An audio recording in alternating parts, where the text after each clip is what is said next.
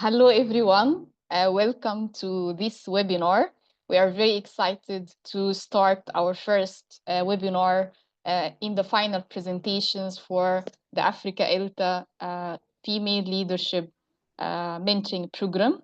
And we are very glad that today is our first webinar in the series that we are hosting this month. We have in this program now 18 mentees who are going to be the presenters over the next 3 days. And every day we are going to listen to their presentations and their ideas that they have already prepared and worked on for the past 3+ months. So we are very proud of them, and we are very grateful for you for joining us tonight to celebrate their own success and presentations as well. For those of you who are new to this program is led by Africa ELTA to mentor and support female classroom teachers in Africa to become conference presenters. Also, during a period of 3 months, our mentees receive training on leadership skills, proposal writing skills, in addition to public speaking skills. Today we are going to listen to the first, I would say, part of the webinar. We have 3 parts. We are hosting this event today, tomorrow, and on January 16th. So we hope that you can join us during these 3 days to celebrate our mentees. We are also very proud to have great mentors who come from countries across the world, not just Africa, who have also been dedicating their time and effort to support our mentees and help them to reach this final stage of the program, which is giving their final presentations. During this program also, we are glad to share that many of the mentees in the program did not present before. So many of them did not have previous presentation experience. Some of them had some local and also, I would say, international presentations in a very small, on a very small scale. But today they are celebrating their final presentations after learning and improving their presentation skills for becoming conference presenters. I will stop talking because today we are celebrating our mentees, and also our mentors are here to introduce them. We are going to start right away with our first mentee tonight.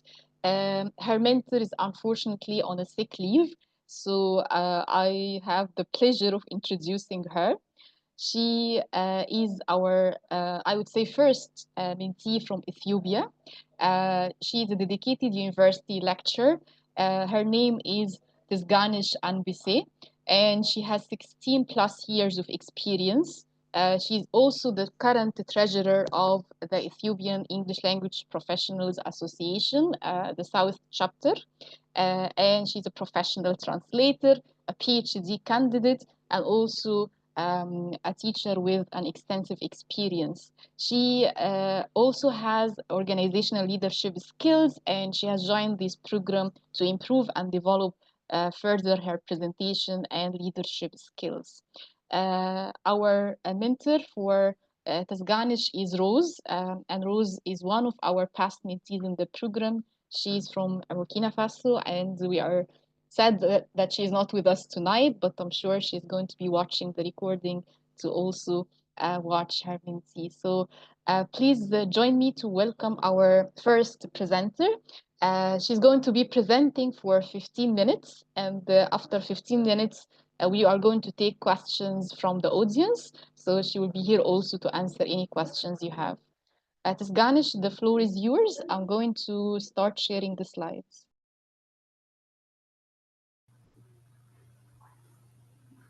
Good evening, everyone. Thank you very much, Amira, for introducing me. And for today, I am going to present my presentation on,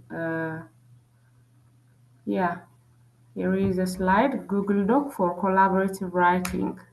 Okay, as you see from the screen, These are Google apps you can use for different purposes. So we can use and choose one of this or as many as we can uh, for teaching learning process. Okay, from these all apps, our focus is on Google Doc for collaborative writing because Google Doc is more related to writing skills. Okay, so when we see the next slide, uh, we have an outline. The first part we'll cover is the nature of writing and more about Google Doc and why this Google Doc or why this tool for ELT and what's expected from different stakeholders. And finally, we will conclude our presentation. And when we see the next slide, we'll reach at the nature of writing. When we see writing by its nature, it's considered as a tough activity, but still it's important. But most of the time students and many people consider it as a tough activity, and it's considered as tiresome, it's considered as boring kind of skill when we compare it to the other language skills. So to make it interesting or to make it useful, we need to make our classroom interesting for our students. Because if it is not interesting, our student will not attain or arrive at what's expected from them. So they will not reach at the expected aim of the lesson. So it should be interesting. So how can we make our lesson interesting? The first thing is collaboration. In order to make collaboration, we can use different methods of teaching the lesson. So, and in addition to the use of different methods, we can use different kind of interesting tools. Okay, from those tools, uh, our focus for this lesson, for this presentation, is Google Doc. So this is a tool that can make our lesson interesting. And while we are using interesting methodologies, different tools for our teaching learning process, that's going to enhance the motivation of our students. If students are motivated, we expect a good performance. Okay, so this is how we can okay, how we need to bear in mind about writing is this. So when we come to Google Doc, uh, okay, the next slide, please. So when you see Google Doc, it's a free, it's web-based word processor. Like we all know the offline word processor that is Microsoft Word. So like that, it has a kind of Microsoft Word feature, but it is online or it is web-based word processor. And when we say it's free, we are not expected to pay for accessing Google Doc. We're not going to. The only thing that we need to have is our internet connection. Okay, this is the only thing that we need to have, and the only thing we need to have, the other one is Google account. So if we have these two things, it's easy to use Google Doc freely. And it also has spreadsheets, presentation forms, and it has data storage service. These all are offered by Google. Okay, it's offered by Google. So it allows what's the feature generally when we see the feature of Google Doc. It allows users to create, edit. Okay, we create documents, we edit. Okay, whenever we want to edit, we can edit uh, what's created on Google Doc. And we also can store our documents online. Okay, we can find wherever and whatever we want to edit, we can find as we want. Okay. The other thing we can look for Google Doc is fun. Okay, when we use uh, Google Doc for online writing, or when we process it online, it makes fun of our students, because I'm telling you what I experienced also. It's not only what I have in mind, but I am sharing you what I'm experiencing, because when we are using Google Doc in the classroom, as I told you, it can use for collaboration. That means students can edit at the same time, okay, with different, because when we use online, we are using different devices. If it is laptop, if our students are more than okay, there may be 20 students in a given classroom, so we need to have 20 devices. Maybe it may be smartphone, or it may be laptop, or it may be a desktop. Okay, so even though the students are sitting separately using their own device, still they can collaborate, or that means they can use in group, they can collaborate in group. That is, the group is online, they are physically separated, but in online or in the system, they are in their groups, in their online groups. So uh, while someone is editing, the other students is looking at what's being edited. So this kind of things make the students to be fun of writing in the lesson. Okay, so this is a way how we can make, as I told you at the beginning, we need to make it fun, or we need to make the writing lesson to be interesting. So through using Google Doc, we make our students to be interested of writing. At the same time, we are achieving our goal. So generally, it is easy to use because it has a Microsoft Word feature. If our students have a Microsoft Word experience, if they practice a Microsoft Word in their computer labs, that's make easy to use Google Doc for the teaching learning process, especially the writing skill, and to collaborate in the classroom.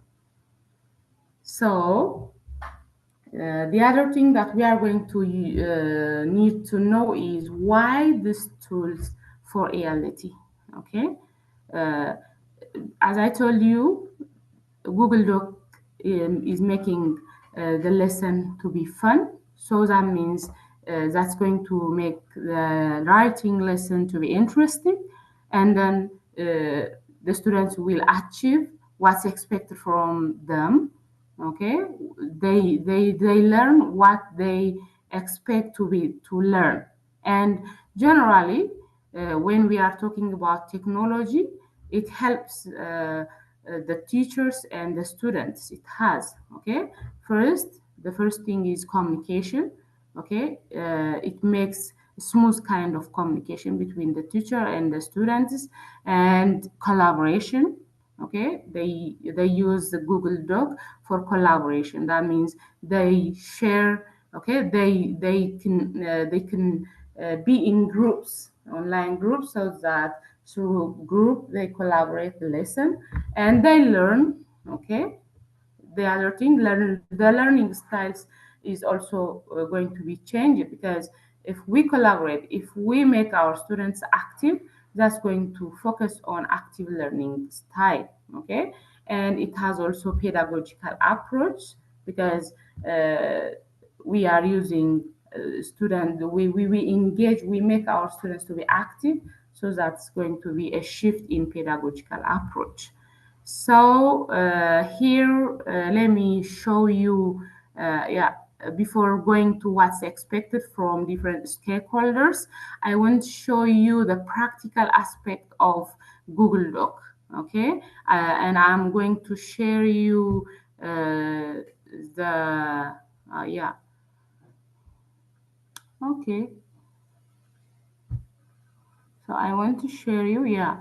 So the how we can uh, yeah, how we can access our Google Doc to our lesson. Yeah. So this is that what I'm sharing is already created Google Doc, because for the time constraint, as you see here, as I told you earlier, in order to access Google Doc, you need to have only Google account. Here, as I'm trying to show you, this is my account. If you see the cursor, and you can give a topic here. Okay, there is a title for I gave this is a sample kind of Google Doc. Okay, so here I wrote a topic selection, and you can rename it.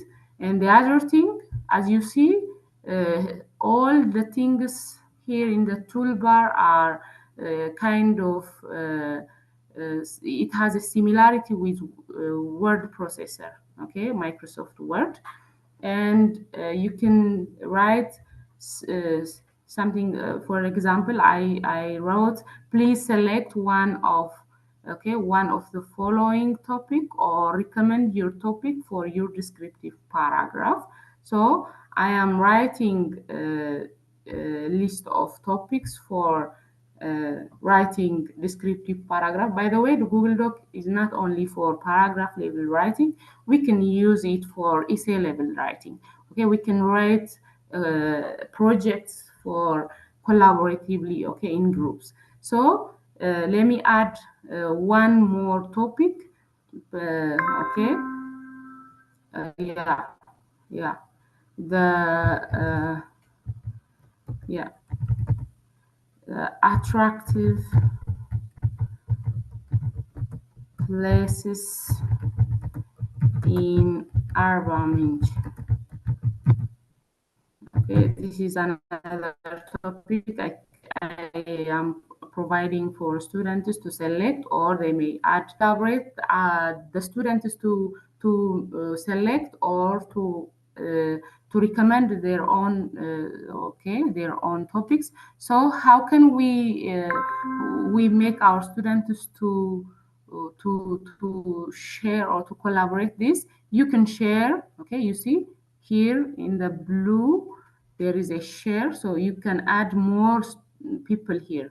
As you see, there are people's kind of okay, so you click share, and you are going to get okay, the option for whom you are going to share this. So I tried to share for this person here. Okay, I want, okay, or you can write for whom you are going to share here. So I have lists of here the accounts, or you can add more accounts. Okay, I want to select one. So what's going to be done here, or the person that you are going to invite can view what you wrote, can comment, okay, or edit. So you can give that person one task once. Okay, please find it and okay, make additions. Okay, you can write this kind of message, and you send for that person. Okay, at the same time that the person that you shared receive this email, and then I'm going to show you that. Okay, yeah, that person received the email, and then yeah, okay, the documents already shared, and that person can collaborate using uh, the received methods. Okay, here you click open and the document will be opened. Yeah, here you can see that person is already engaged for collaboration. This is for you as a sample because you can add more people. This is an example that I am yeah, sharing. You see, uh, as you see here, here is one click here. This allows a person to write, but this one, you see, this one shows who is online to write or to receive uh, sharing this document. Okay, you see, as you see here, it says Ghanish Embassy. Okay, Okay, that means Tisganish, I'm sorry to interrupt you, but we have only 3 minutes left. yeah, I'm finishing. Okay. So here is this shows a Ganesh is waiting for writing. Okay. So as you change, for instance, here, as I want to change, for example, if I want to add more topic, I click here. So it says C.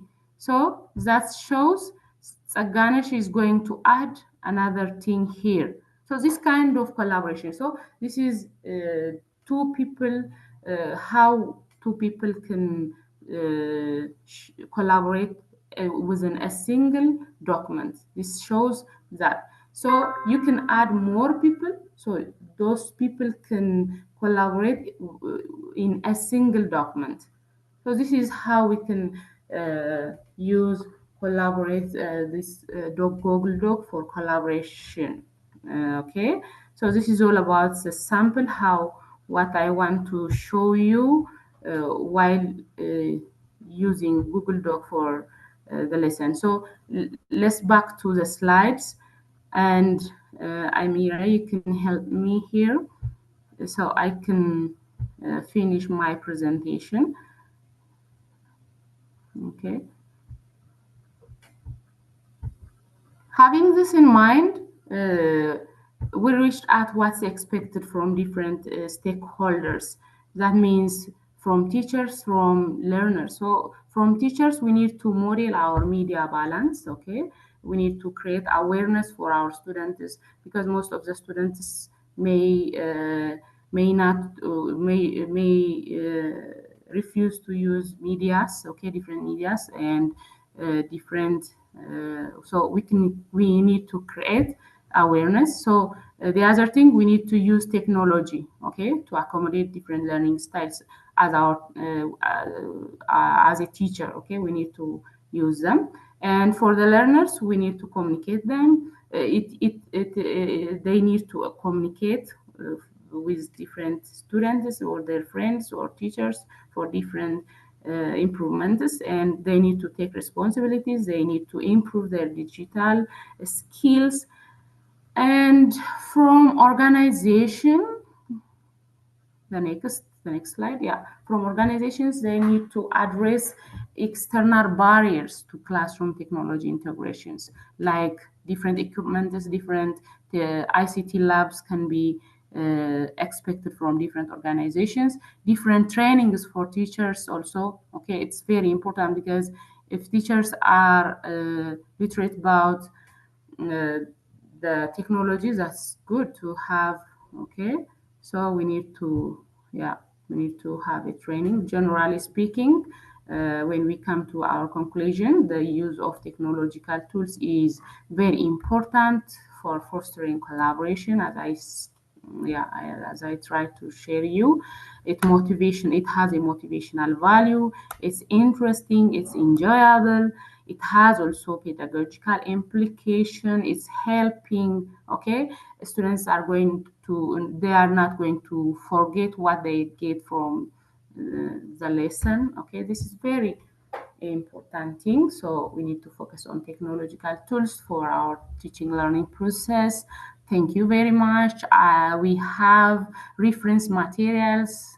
Okay, if we need, if we want to have them. Thank you very much for Thank you very listening. much, Tisganish. Thank you for your presentation and for sharing this interesting tool. I think we as teachers agree that writing is, as you said, a tough task for students, and doing anything to make it more interesting and more collaborative is very important. I'm afraid we don't have much time for questions, but there is one question that was repeated in the chat box about using this tool in larger classes of sometimes, as you know, in Africa, we have larger classes, 90, 100 students in the class. So what is your advice for using this tool in larger classes? Yeah, it's obvious, right? Especially in primary and secondary schools, students are large. The class generally is large, so we can use, in my opinion, I recommend.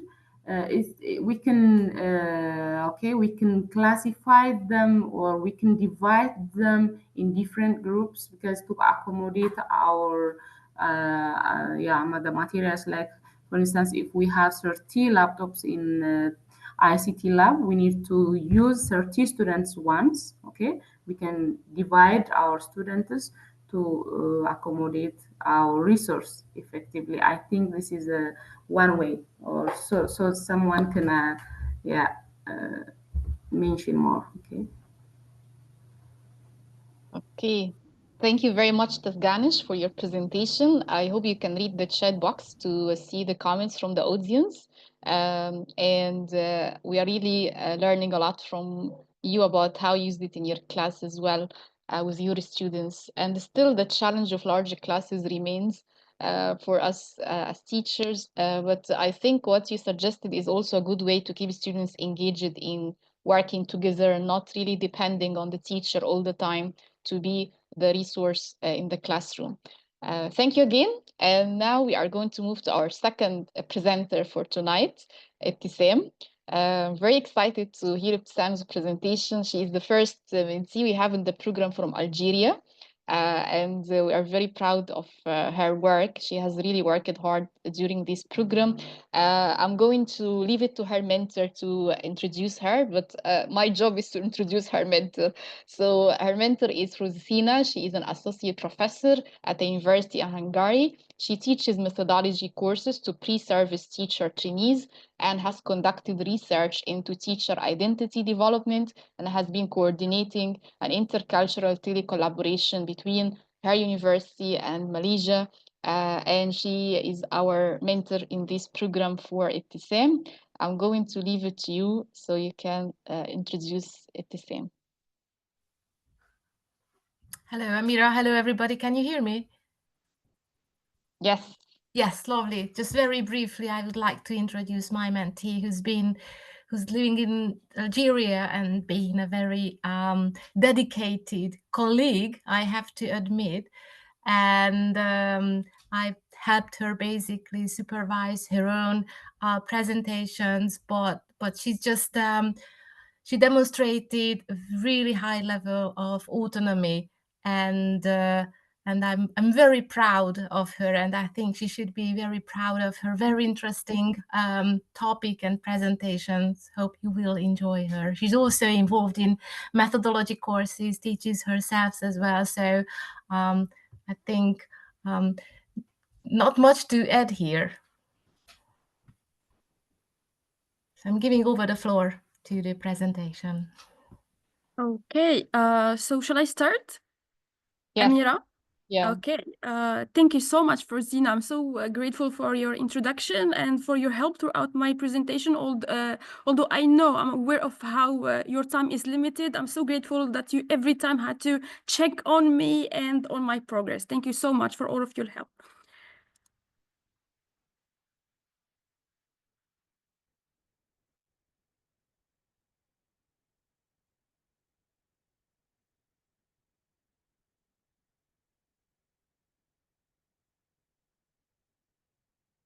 So is my presentation clear? Yes, we see the thank you slide. Ow, the end. Yeah. All right. So good evening, everyone, wherever you are on the continent and beyond. My name is Ibtisam Fakat, and I'm from Algeria. My presentation for today is going to be entitled "Empowering Classrooms and Communities: Service Learning as a Catalyst in the English Language Classroom." All right. First, this is the first slide. Little information about me. This is my hometown. I live in northeast of Algeria, a small hometown called Skikda. I'm a university teacher and also a doctoral student. In my free time, I like reading. I'm also a volunteer. I have been a volunteer since 2015. And this is picture from my very first volunteering project, which was teaching refugees in Jordan. This is my agenda for today. So we're going to know what is service learning. First, and please, I would like to ask the audience, are you familiar with the term, yes or no, and to what extent? If you could please answer in the chat box. Are you all familiar with the term service learning? Yes? Okay, good. Somehow, all right, okay. Yeah, so first we're going to introduce what is service learning. Good. Next we're going to say how to design a service learning project, the different stages. Next we will see the why. Why is it important to use this strategy or this approach? And we also have an example from my classroom. And finally, we will see some challenges that this strategy can have and how we can overcome them. All right. First, please, I would like to ask my audience another question, please. So, service learning, the general idea is about being involved in your community. All right. You see, it has the term service, which means volunteering. All right. But there is also learning. Which we will see how does service learning differ from service in general. All right. So please, I would like to ask you also another question. What are some of the problems that maybe you have in your immediate community that you would like to maybe solve and you feel concerned about?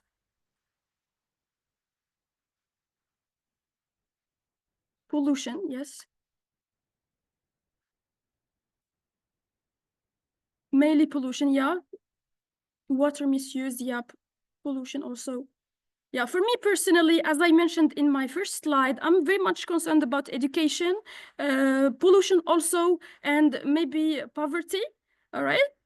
So, and if I ask you, I would like to ask you, please, second part of my question, who do you consider personally, as a citizen, as a teacher, who do you consider are the first people who should solve these problems? Inequality, very good. I loved all of the examples you are mentioning, right? Yeah, I think we can all agree there are problems or social issues, they are everywhere. It's not a matter of one continent and not another, right? There is no community that is perfect. Parents, yeah, everyone, yes.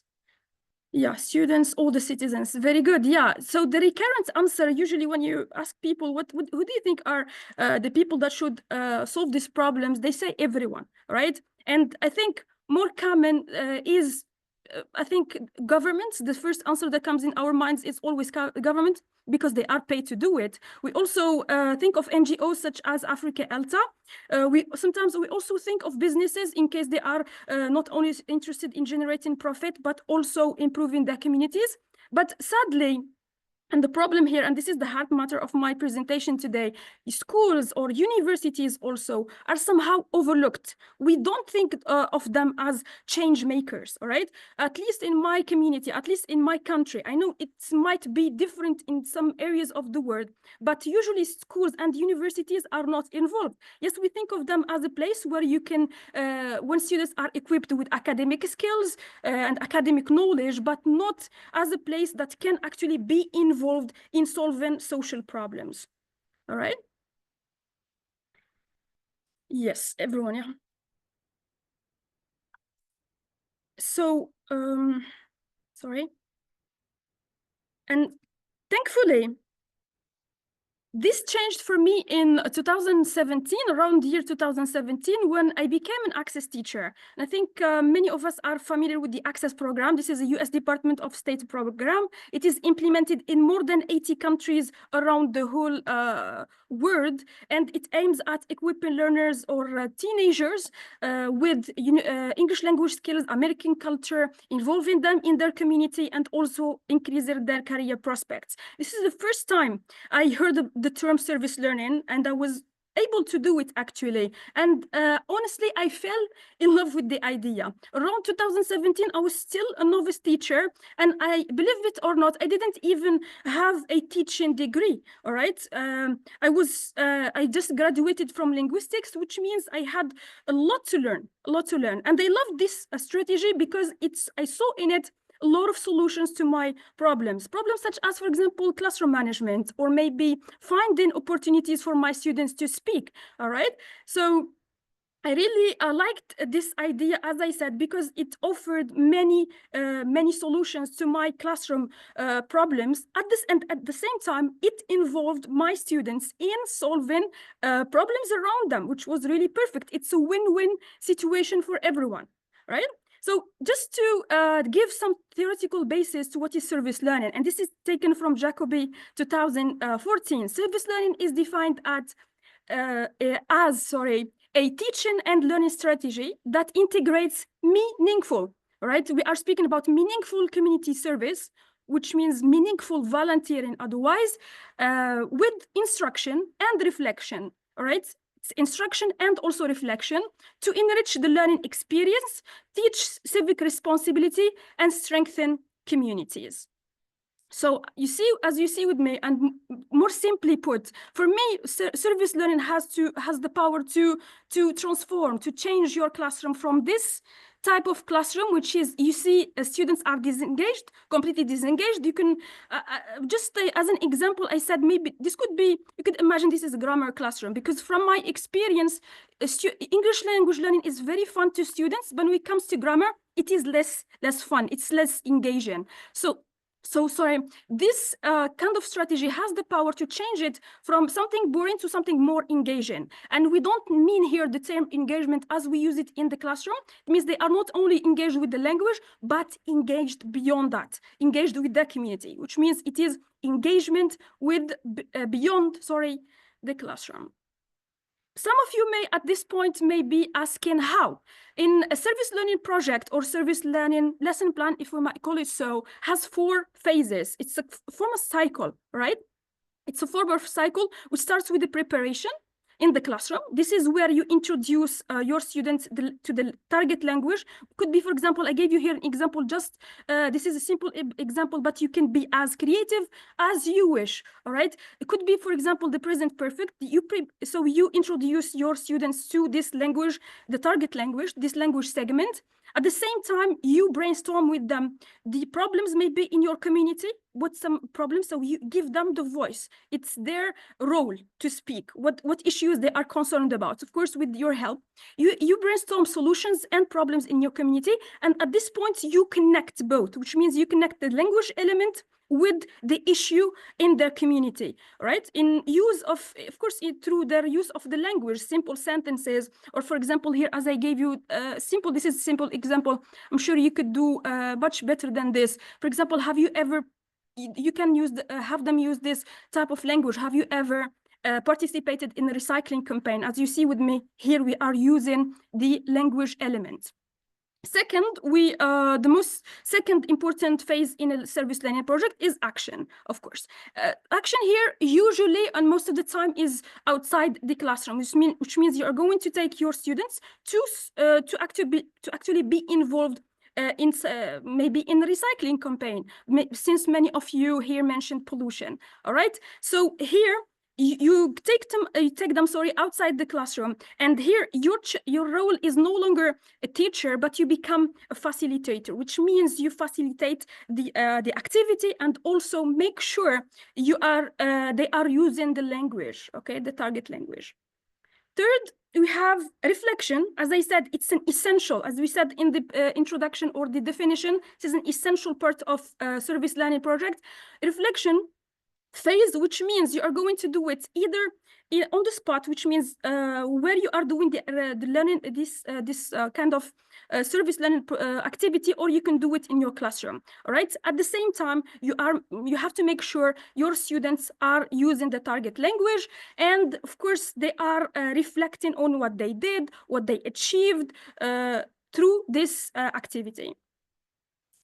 And the last phase in a service learning project is the demonstration. This is the phase that makes it or relates the project or your lesson to the rest of the community, which means you have your students will have to, for example, prepare presentation or maybe a video, since nowadays students are more engaged through videos, and share their activity with their immediate environment, which means more not only the class or the school, but inside the community itself.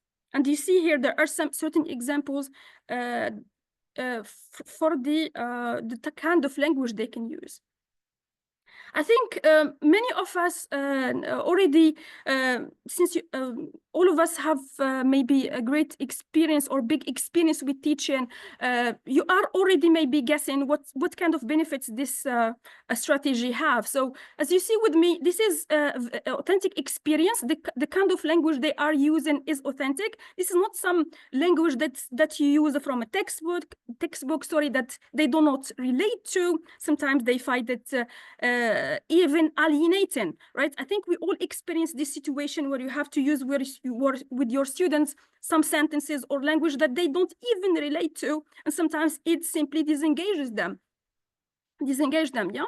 So authenticity, we have real world vocabulary and language and communication. As you saw, our students have many possibilities or many chances to speak, which means they have the chance to improve their communication. As you see with me, this is somehow an informal situation, which means it lowers the affective filter, which means more connection with your students and simply less classroom management issues.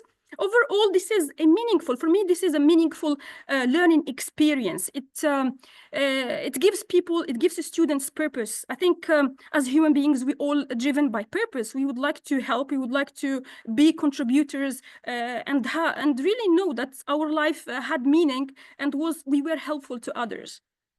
So of course, and this kind of experience, it means this is something that they are going simply to be more excited about and more engaged in. And the benefits do not only relate to language; they relate to them as individuals, to their overall personality. As you see together with me, this is a situation where they are involved in solving a problem, which means directly and simply enhance the problem solving and critical thinking skills. They are working together in a group, which means better collaboration skills, civic responsibility, strategic thinking. They will improve their strategic thinking. They develop voice and agency. And overall, if you see with me, we are developing we are equipping them with so many skills which that are going to make them leaders who are empowered leaders who are ready to empower others. And this is not, honestly, this is not something that I'm just have taken from the literature, but this is something that I witnessed firsthand. And this is that's why I'm a big supporter of this strategy. This is a real life example from one of my students, Nejla. Nejla was a student in the Access program. Access started 2017, we finished 2019. We did maybe maximum 4 communities projects, but she didn't stop there. She is involved in her community until today, all right, which means six years later. All right, maybe you see with me, I think clearly how powerful this strategy can be, how long-term, what kind of long-term results it can have, right? And she was involved during COVID in programs online. She was, as you see with me on this slide, this is one of the projects that she participated in online, and she attended the graduation in Washington, D.C. This is a project called Connected in Tech that she actually started herself, and is, I think, 4 or 5 countries around the world were involved in, right? She was able to go to the United States for also coursework for 1 semester or 2. She was also involved with an African program, an African program, and program across the African continent, and many projects. I swear, as I cannot count the projects she is still involved in. And what is also important to mention is that she didn't even graduate from university yet. All right, so she is basically just getting started. All right, and I think this is a great example of what learning or good education can lead to. And I hope we will see more and more of such example of Najla across all of our continent, classrooms in the continent and beyond that.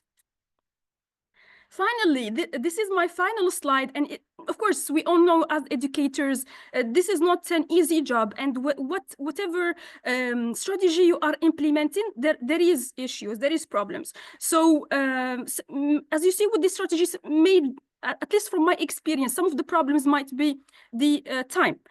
So educators do not have time to do all of this, or to implement all of this projects, right? So what you can do, time, also sometimes the resources, maybe ideas, etc. So what you can do, I just suggested here some solutions. So you can use a service learning guide such as the one I have here.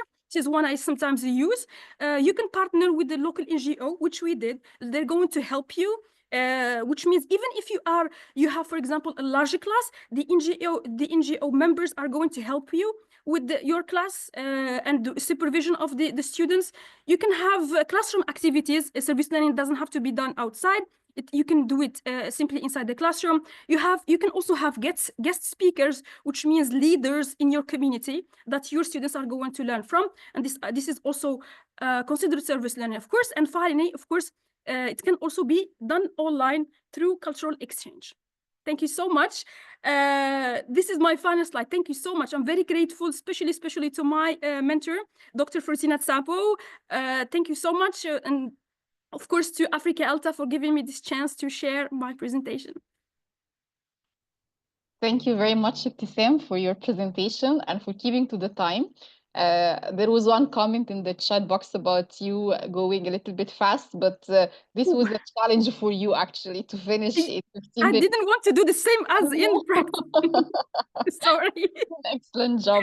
Thank you very much Thank for you so sharing much. all of this information with us in such a short time. I just wanted to tell our audience, our presenters are challenging time actually, because we only give them 15 minutes to present because you have a big number of presentations and they have been doing great job actually keeping to the time and being able to summarize your presentation and knowledge and experience in such a short time is also a great skill to have. So thank you, Tissam, for Thank you so sharing. much. I'm so grateful for this opportunity. Thank you.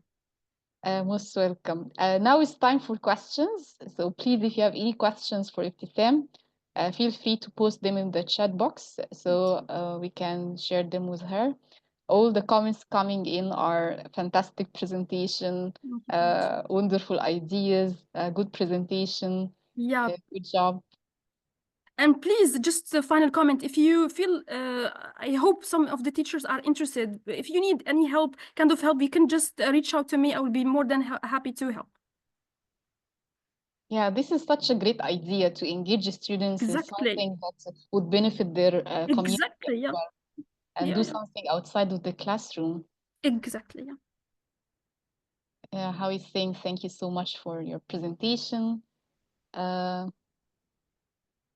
Okay, I'm not sure you have any questions, but I'm very curious to know about your situation in Algeria, Ibtisam, and for your language learners as well. Do you suggest to do this kind of like lessons with a certain age group, for example, like primary students, or would it work better for adults? Honestly, I think I have seen it be implemented with all age levels, right? I saw some of the teachers, even if they are not doing it very formally, it's kind of they are volunteering, but not very formal service learning. They are doing it here in Algeria at the primary level, at all levels, honestly. Yeah. It's very interesting, and yeah, because it's very fun. Sorry, it's very fun because you students who doesn't. I'm sure all of the students want to go outside, right? But imagine if this can be actually beneficial and they still learn and etc. So I think this is really a good strategy, one of the good strategies. It's a great one. And your passion makes us very inspired to try it, actually. Thank you. I hope so. Yeah. Okay. Thank you very much, Ibtisam, for your Thank you. presentation. We are going to move now to our next presenter, so you can stop sharing. Sorry. Arrêtez. Is it stopped, right? Yeah, stop now. Thank you. Our next presenter for tonight is Anne from Tanzania, our country for the conference this year. So I'm going to give an introduction to Anne's mentor, Graham. Graham is a mentor in the program for the first time, but we are very grateful to have him among our team of mentors. And he is actually based in the UK. He has worked in ELTA for over 30 years as a teacher, educator, and a researcher. He's a trustee of the Harambee Trust, having previously been a trustee of IATFL. Graham shared in his bio, and I'm quoting what he shared, that he has both enjoyed and learned a great deal from this program, being a mentor for the first year here. Graham, over to you. Thank you so much, Amira, for that very nice introduction to me, which really isn't necessary, but thank you for the invitation to participate in this program. Now, my job is to introduce to you Anne Kabongo, and it's been an absolute pleasure for me and an honor to have worked with Anne for these last 3 or 4 months. Anne is a BA in education, a Bachelor of Education, and she's a secondary school teacher in Tanzania. When we first met, online at the start of this program, Anne was in the United States as a Fulbright scholar. She was on the Teaching Excellence and Achievement program. Then at some other time during our meetings, she was in India, continuing her professional development. And she's a teacher with various roles, such as she's a student mentor, and she's the Tanzania ELTA Manyara chapter leader. So she's a teacher and a professional of many roles and many parts. She likes teachers' professional development, and that's her area of specialization. And her talk today is going to talk us through possibilities for teachers and how that has all worked in Tanzania. So it's over to Anne. Here we go.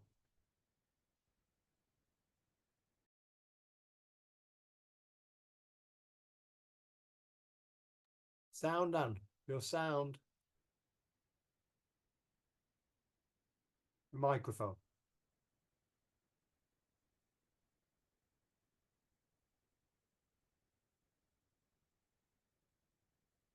Okay.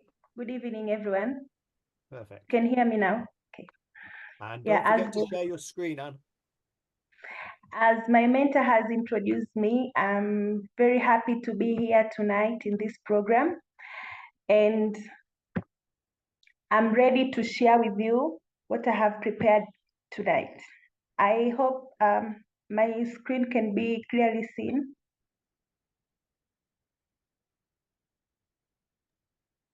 Perfect. And now slideshow. Perfect. Okay.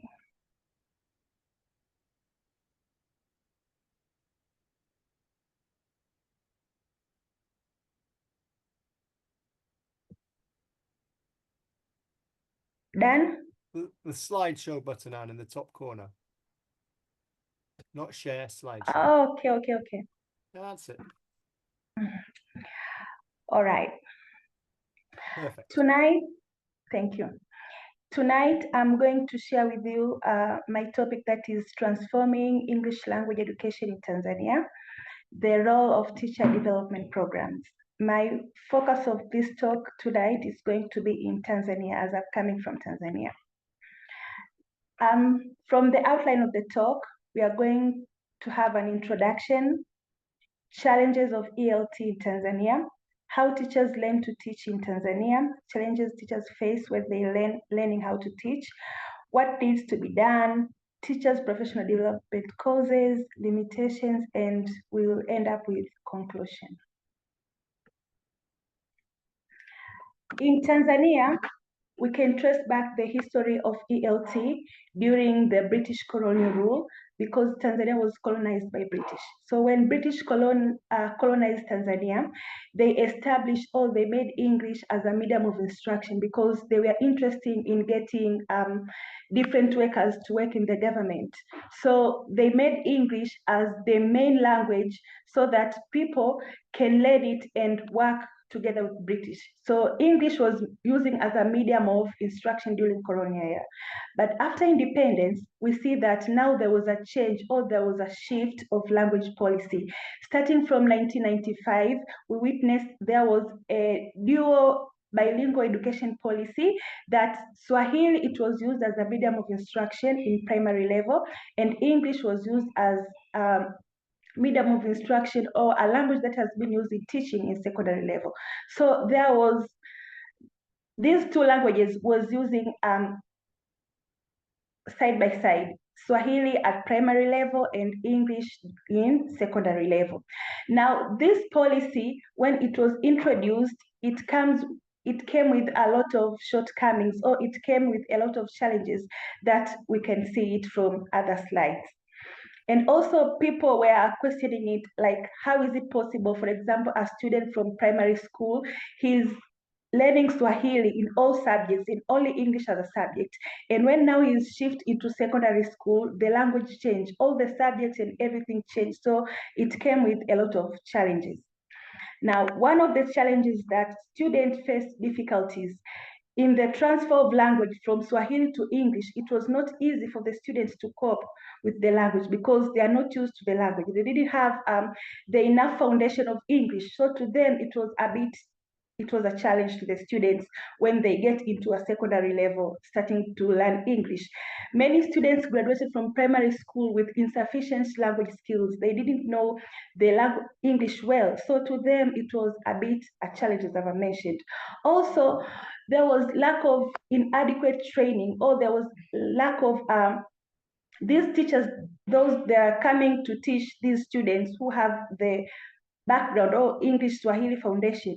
They didn't have enough knowledge on how to teach them well English so that they can understand and cope with this transition. So it was a bit of chaos in the education policy.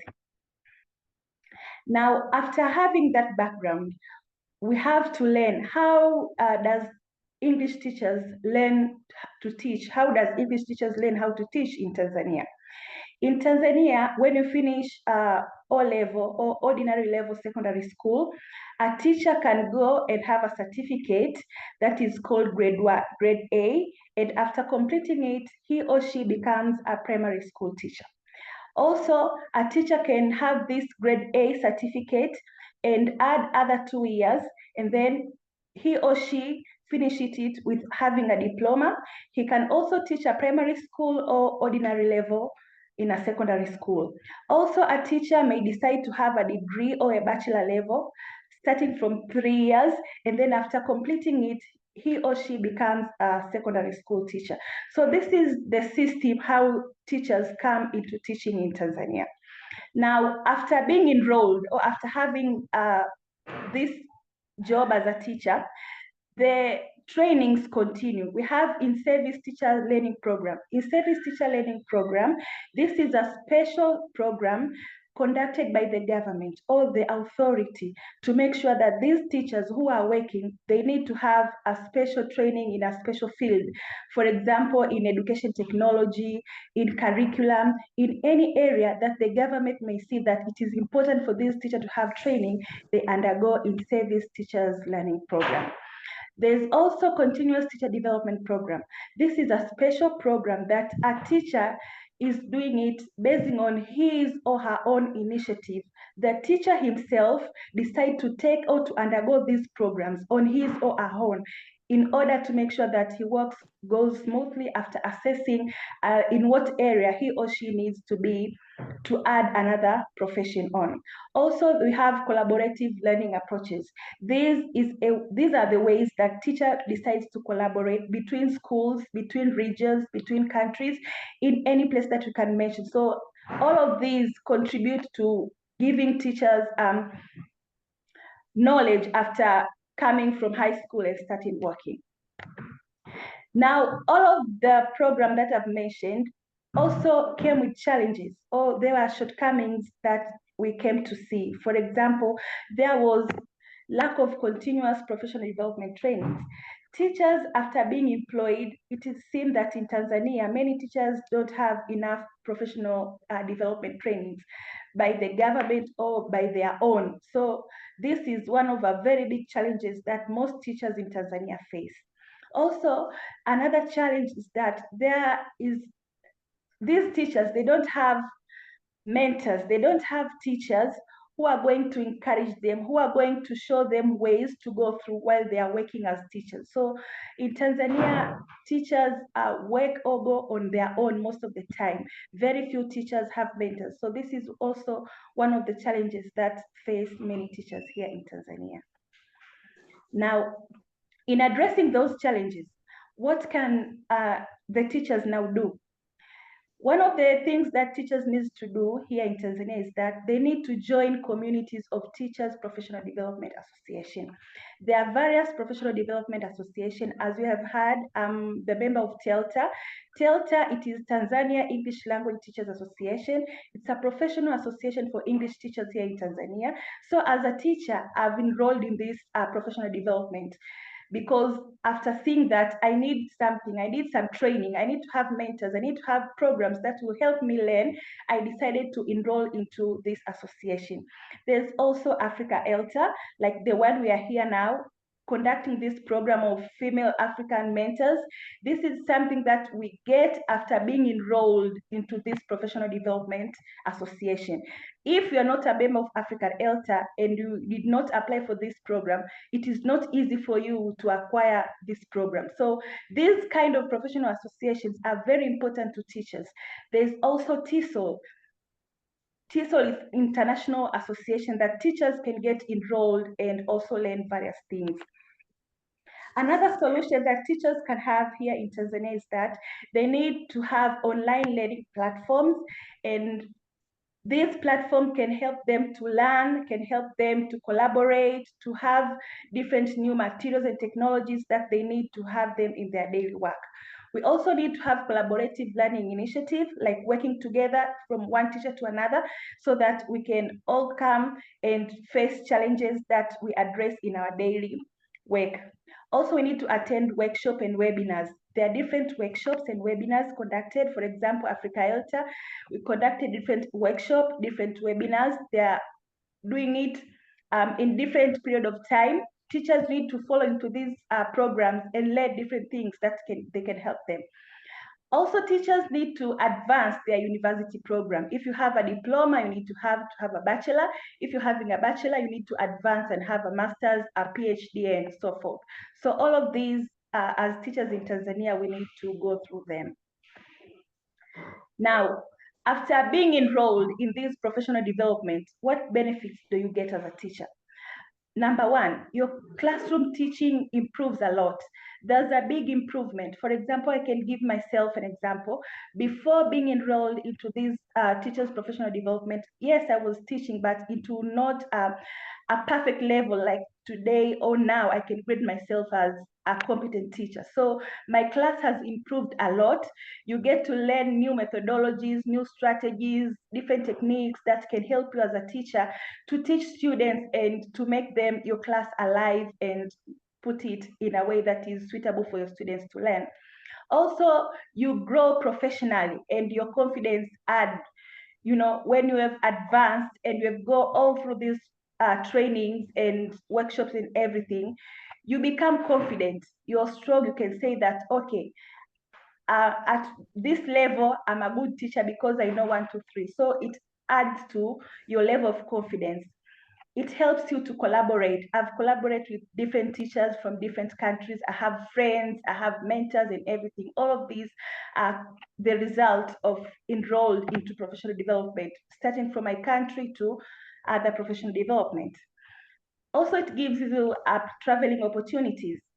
For example, African ELTA this year is going to be in Tanzania. So different teachers who are in Africa ELTA are going to travel from their countries to Tanzania. So it helps you as a teacher to travel from one country to another. So not only in Tanzania, but into different countries. As being a member of this professional development, yes, I've traveled and it has helped me to work very well in my context.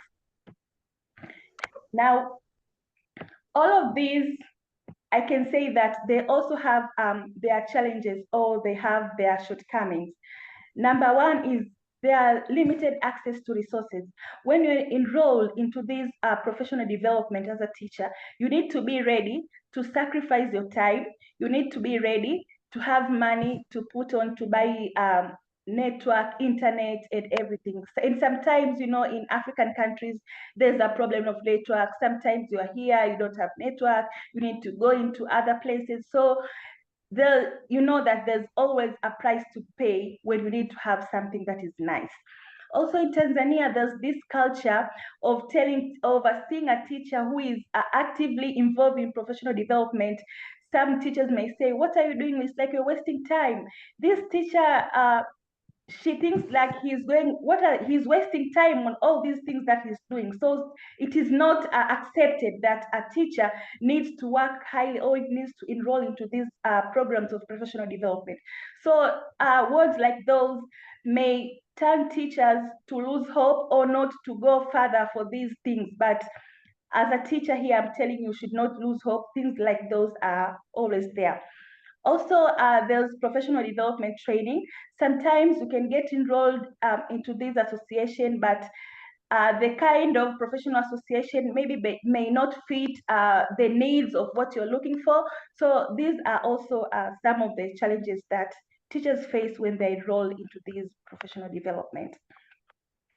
Now, coming to our conclusion point of view, after realizing or coming to study all of those as a teacher, I came to realize that I need to have a personalized development plan.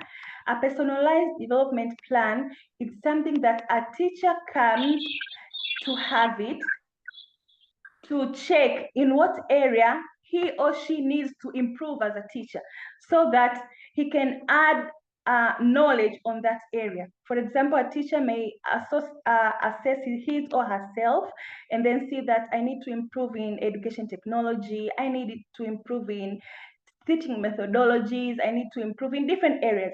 After assessing yourself now, you come to enroll into different programs that they are going to help you. For example, last year, after assessing myself, I enrolled into the program of Fulbright T, and I went to United States, and I learned different education technologies. I learned how to teach, how to involve my students, how to activate my classroom. So this is me and my colleague here after graduation. So I learned a lot. I needed that because I finished my bachelor like 13 years ago. So I needed something to spice my classroom. I need some new knowledge that I'm going to help my students. As you know, now in Tanzania, we have this improved curriculum. So as things are changing, as a teacher, you also need to change and grow. I also enroll into this program of Africa ELTA Female Leaders Mentorship. I'm a leader, yes. I need to be mentored. Like, you know, you have seen my mentor here, Graham, mentored me so well. I know how to present, like what I'm doing now. So these are the skills that I didn't have before as a teacher. So after sitting down and realized that I need these skills, I enrolled into these programs, and here I am now having what I didn't have before. And also, like what my mentor said, I went to India. This is me in India, presenting with my colleague from Belarus. I went to India under ITP program, and I studied also how to teach, how to interact with students, and here I was teaching these students. So I have also experience. I have got experience of teaching other students outside from my country. So now I can say that I'm confident I can teach anywhere in the world because I have experience of teaching students in Tanzania. I have got experience of teaching students in India, in United States. So these things, I didn't have them before.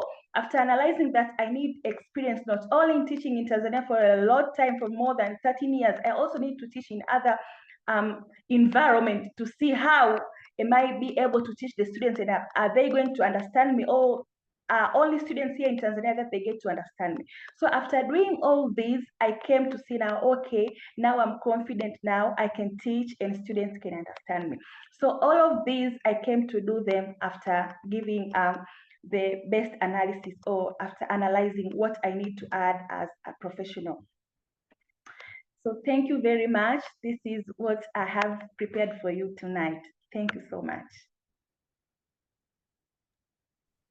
Thank you very much, Anne, and excellent time management as well. Very good presentation, and we enjoyed listening to your reflections.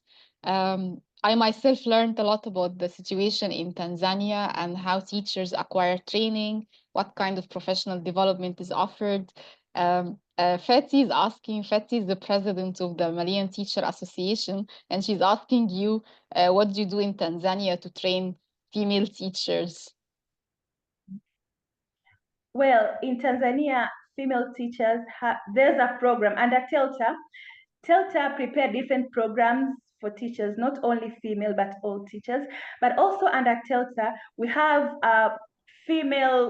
there's a special female session for teachers that there we have been mentored, we share experience, teachers there, we have teachers who are ahead of us, they tell us how to teach different things that they happen. So in Tanzania under TELTA, yes, there are these programs that female teachers undergo to make sure that they are working out very well. And also I can advise her to go through TELTA website.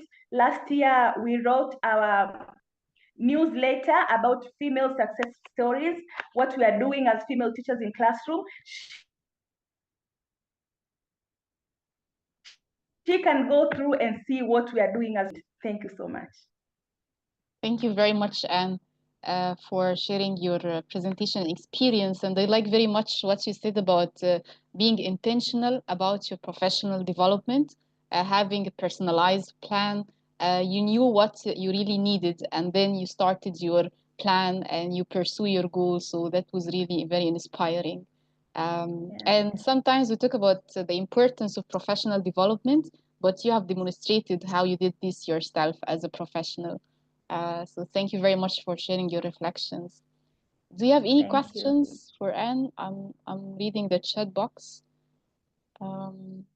Thank you, Tina, for sharing the website for TELTA.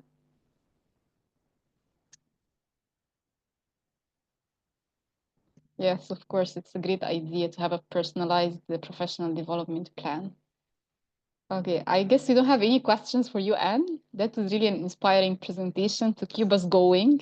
And as you said, it's not wasting time, it's investing in your professional development. So thank you very much for sharing your presentation with us. Thank you so much, Amira, for this opportunity. May God bless you. Thank you. Okay, now we are ready for our next presenter from Chad, from Tanzania to Chad. And I see Blondine is here, I hope.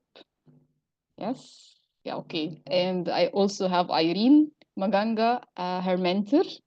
Irene is actually one of our great mentors in this program. She was in the very first cohort who joined this program 5 years ago as a mentee. And Irene is now actually a mentor in the program for the second, Irene, or the third year. She has great experience in professional development, being the past professional development coordinator for TELTA in Tanzania. And now she is on the Africa ELTA board, being the secretary. And Irene is the mentor for Blondine.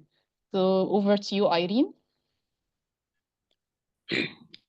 Thank you, Amira. Okay. So I am a mentor for Blondine, and I'm happy to introduce her to you all.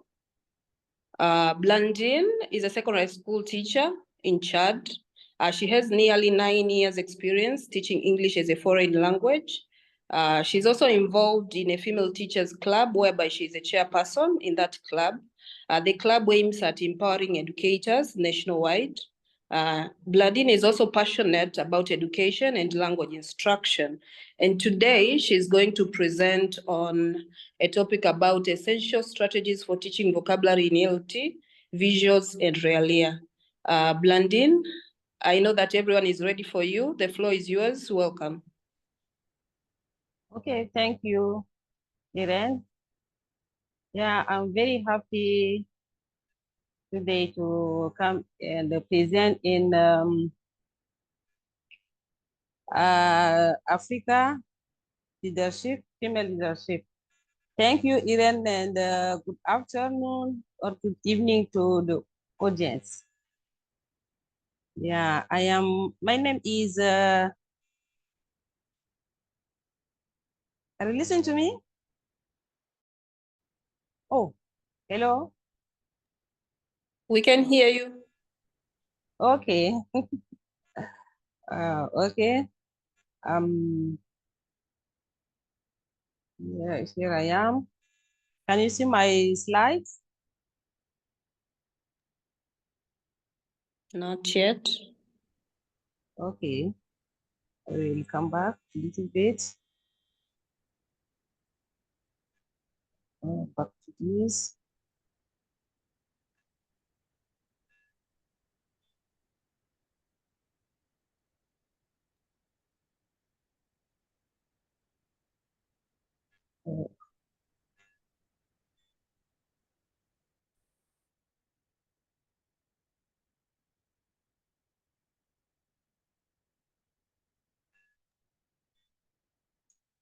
Okay.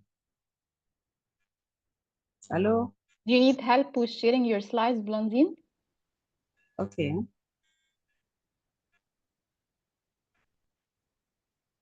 Would you like me to share them for you? Oh, you have them now. Yeah, it's okay. I have them. It's loading now. Okay. So hello to everyone. Hello to my audience. I am Nojiti Blandine from Chad. I am presenting on the essential strategies for teaching vocabulary in ELT by using visual aids and relia.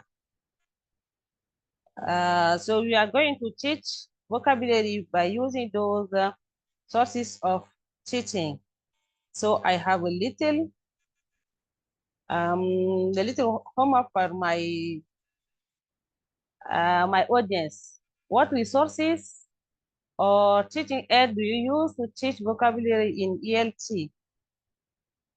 You have a little, a few minutes or 1 minute to write your answer to the chat box.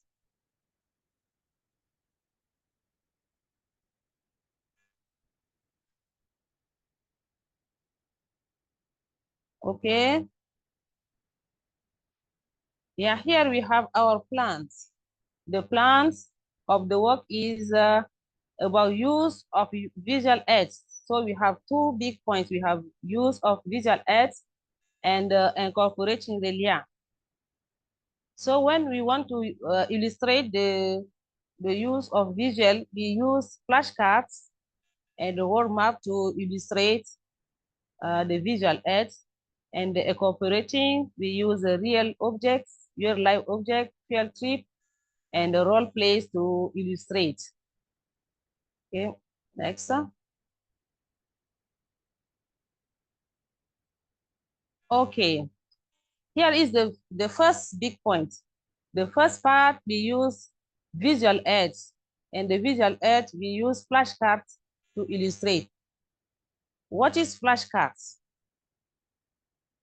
The question to the audience. What is flashcards? Okay, the flashcard here is just the card that you use to, the memory card that you use to teach vocabulary in our classroom, in the ELT classroom. So these cards help us to have the picture combined with the words. So you can see here, there is the picture and also the words under the picture, the new word or the vocabulary under the picture. That's why we say that the flashcards are the word that help us to teach many topics. So here, the topic is sports. We are teaching sports. So you can see the girls, this girl is swimming, and the boy is playing the football, and another is running. So the topic is about sport. So use it to teach vocabulary in our classroom, because the student or the children understand better when you use the picture or when you use the image. They understand better than just the word. When you write the word on the blackboard, they will not understand you. They may be disturbed, but when we have the picture, they understand you, and they have a quick retention with the new words by seeing the picture. Even in the real life, you can see that the children they love the cartoon program on the TV. So we use this picture to cap their attention in the classroom. So we can use the flashcard to teach also other topic like a job, like vocabulary, like no other topic like verbs, like jobs, or maybe farming, something that you can use the flashcard to teach. You use the flashcard to teach many topics in the classroom. Next. And the second part is word maps. So what is word maps? The word maps is the graphic that you use to show the relationship between words. So here, for example, you see the words, the big word is food. Food is the topic. So we are teaching the topic, and when teaching the topic, we need some visual to cap the attention of the teacher, of the student. So when you want to cap their attention, we need to draw, or maybe you do it and we share to your student. You share them, maybe the group of 5, group of 6, and they will see what are the relationships between all those things. So we talk about the food. The topic is the food. So in the food, we need the vegetables, we need drinks, we need fruit, we need sweet food, and fast food also. So we need many things around the food. That's why we draw it. We draw the word maps to show the relationship between all those, and they are connected into the food. So in the classroom, we use it because the student, they understand better when you use the picture. When you use the picture, they will keep in their mind. And even if they are sleeping, you wake up them, you ask them the question, they will understand, because they keep the picture in their mind and the word all together. As our country is foreign, we use language, we use English like a foreign language. So we need something to cap the attention of the student. That's why you always use some picture or visual to cap their attention.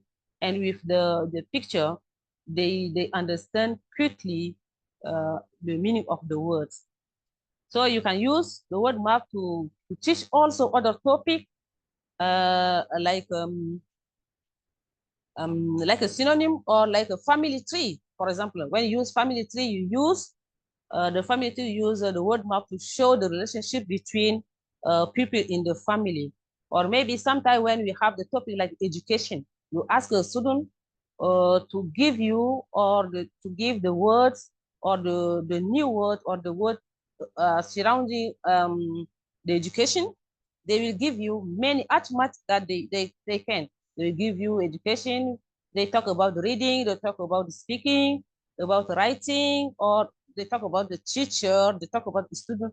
All those words are around the education. That's why you always use the word map to teach vocabulary in our classroom. Next. Yeah, here is the second part. The second part is incorporating relia. So you can see incorporating relia here is we use the real life objects. So real life object here, we use to teach the vocabulary in our.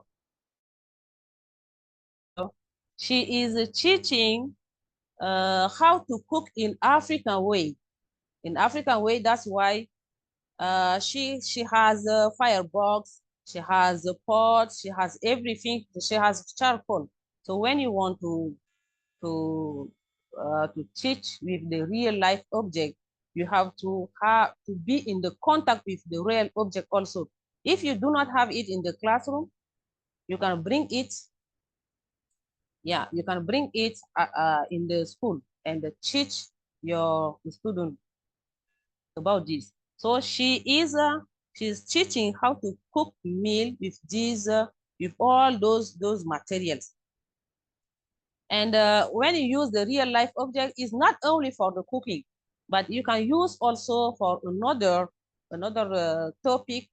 If the topic is related to shopping, yeah, you can bring every materials or every item is their price in the classroom and show to your student. Show to your student how to use those real life or real object to teach in the classroom. Next. Yeah, here is the field trips. So we use the field trip to teach also vocabulary in our classroom. Here we talk about field trips. The field trip, you have to take the student out of the classroom. Okay, you have to take the student out of the classroom. They cannot be in the classroom. So we can see here, the topic is about the garden. So in the garden, we have to fertilize the soil before. We fertilize the soil with maybe with the local fertilizer like manures or the excrement of animals. So used to fertilize the soil. We water it for a couple of days or maybe a week, and later on we come back to plant, yeah, to plant the vegetable. So you can see here the teacher is showing how to plant the vegetables. So here the topic is garden. That's why, or is planting trees. That's why they are doing here. Okay. So this helps students to be in the contact with the vocabulary and the use in the context that they are using here. And the later one, this one is another topic, is the harvesting. They is the moment of harvesting. So they harvest the the vegetables. We can see that they are harvesting carrots. So they have in their mind, they are very happy. So your field trip, you can use the field trip to teach many other topics like camping,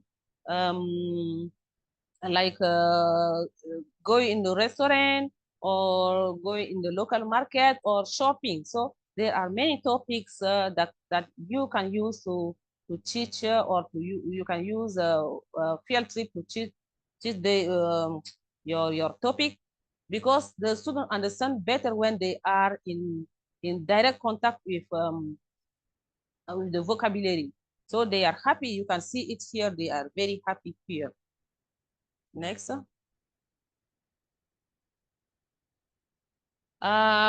Here we see is a role play. Okay, is the role play. The role play is show here. Now the topic is a role play, but the topic should be in the restaurant. We can see that they are in the restaurant. They are teach in the restaurant. They are imitate the waiter and the servant. They are teaching here. So the role play you can use to teach many other topics like in literature. Literature, you can use the role play to teach poems, to teach theater, or to teach stories. You can use to teach many things, or maybe you can use it to teach entertainment. So there are many topics that you can use the role play to teach, because the students, they like to imitate the teacher. They like to imitate the speech of the famous people or the president. So you can see that they are acting the scenario here in the restaurant. So this one is she is acting like a waitress, and the one sitting here is acting like a customer. So you can use the role play to teach many topics in our classroom, because we here in Chad we teach, we have English like a second language and like a foreign language. So we have to use many things. We have to use um, the picture to capture the student attention, or when you use the picture, the student understand you better than just explaining theoretically. Next. And to sum up this, the use of Relia and the visual are very important in our classroom, because the student understand when you use the picture combined with the words, they understand you better, because it's the time of practice, it's not the time of theory like before. So you want to immerse the student into the context that we are teaching. That's why you use all those strategies in our classroom, in our ELT classroom, by using Relia and visual aids. So thank you for your attention. I leave the time for the question and the answer if there are some questions. And I should thank the Africa ELTA Leadership Program, which permits me to present for 2 days. Thank you. Thank you very much, Blondine. Thank you for your presentation and for sharing this idea about using realia, using flashcards, using pictures to teach vocabulary in our context. Because sometimes textbooks are very dry and they don't really relate to the context. So thank you for sharing this idea about reaching out to whatever resources we can find in our context to teach our students the language. I hope that you can see the chat box. You have some nice comments from the audience about your presentation. Good job, good presentation. Jacob is asking how to use interactions in teaching vocabulary. I'm not sure what Yeah. mean. Yeah, go ahead. Okay. The interaction in teaching vocabulary, when you have the topic, like for example, when you ask a question about food, and you bring the food, the packet of food, you show to the student, they will give you many others kind of food that they used to eat in their community. So they can take out many vocabulary that can help you to improve your teachings. Oh, that's interesting. Okay. So for this strategy, Blondine, you have used it with your Yes. learners in your classes, right? Yes, I use these strategies in my classroom, because they that I say that in our country we use English like a foreign language, so we are not very fluent in English. So we need to combine the picture with the words, so that the student can understand better. And the student, they like the pictures. When you brought the picture, when you bring the picture in the classroom, they are very happy to see the picture with the words. So they act also like what they see. That's why we are using this strategy in our classroom. Okay. I will take one more question because of the time. Yes. We have a question about how do you teach vocabulary in a larger class? Yeah, in the larger class, we multiply the picture like a flashcard. We make the copy, we make more copy, and you distribute them. You put them into group, and you give it to the student into group, and we teach them. Sometimes we ask the question and they answer to us. They answer very quickly because they have the picture and the words under the picture. They understand better. Yeah, great. Thank you very much, Blondine, for your presentation. Yes, thank you. And Because here we have met sometimes, excuse me, here sometimes we have hundreds of students in the classroom. So you have to make more copies and share to them. yes, yeah. Thank you very much. And what you shared is a great idea for using whatever resources that are available to teach English. Thank you, Blondine, again. And now we are going to move to our next presentation tonight. And our next Thank you too. Most welcome. Yeah, I want to thank to my mentors that give me I give her the hard work. So I just thank her. Okay. Thank you, Blondine. Yeah, Thank you. Great to have you in the program. Yeah, thank Our you. next presenter tonight is Ghada, and her mentor is Yveri. Yveri is really a dear mentor in this program, being a very active professional already. She was a past mentee in this program, and now we are very proud to have her back as a mentor. Also, Iveri is one of the members of the conference committee for Tanzania. I think she's the program chair. And Iveri is going to introduce her mentor to us tonight. Iveri, over to you.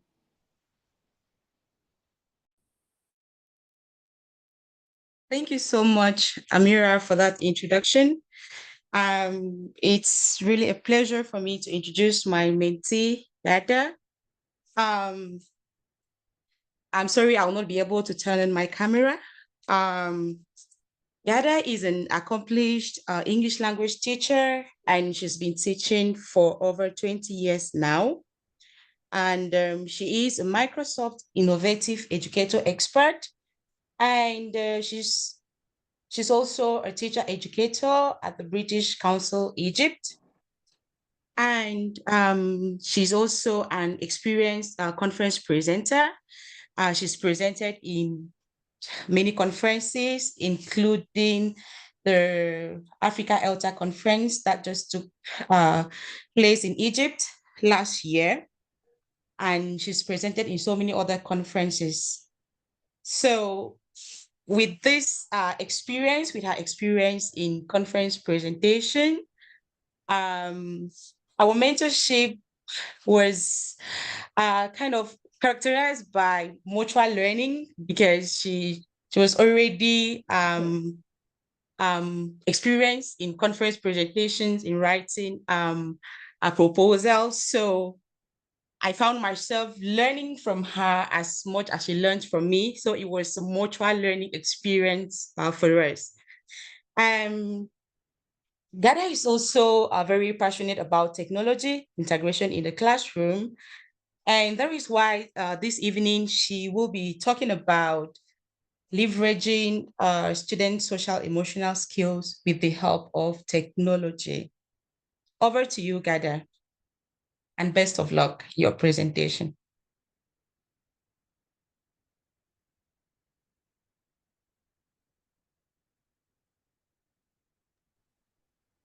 Now you are muted. Hello, everybody. It gives me a great pleasure to be here with you in this great community, having a lot of English teachers from Africa. And I would like to say thank you, Yuvri, for your support, for your help through the program. And I owe a lot to you because you have learned me a lot during the program. So if you give me the opportunity to share my screen, I would be very happy. So I'm gonna share.